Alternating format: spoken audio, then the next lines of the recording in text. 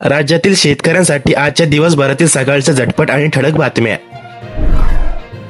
6 आमदारामागे 1 मंत्रीपद, महायुती सरकारचा फॉर्म्युला। मंत्रिमंडळ विस्ताराच्या चर्चेसाठी मुख्यमंत्री फडणवीस, अजित पवार दिल्लीत। परभणी बदला हिंसक वळण, समाजवादी बंदी लागू, तणाव कायम। वाहनांची तोडफोड, पोलिसांवर दगडफेक, बाजारपेठ बंद।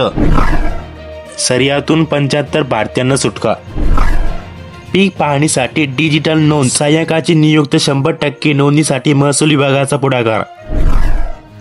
आघाडीचे आमदार संकल्पात, भाजप प्रदेशाध्यक्ष चंद्रशेखर बावनकुळे यांचा दावा। रिझर्व्ह बँकेचे नवे गव्हर्नर संजय मल्होत्रा यांनी पदभार स्वीकारले।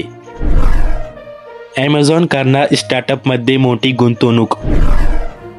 5 वर्षात 50,000 एकर द्राक्ष लागवड क्षेत्रात घट, उत्पादन खर्च वाढल्याने अन्न पिकांकडे कल। नाताळ सुट्टीच्या दिवशी परीक्षेवर MPSC थांब, विद्यार्थी संघटना विरोध नजरेने आड।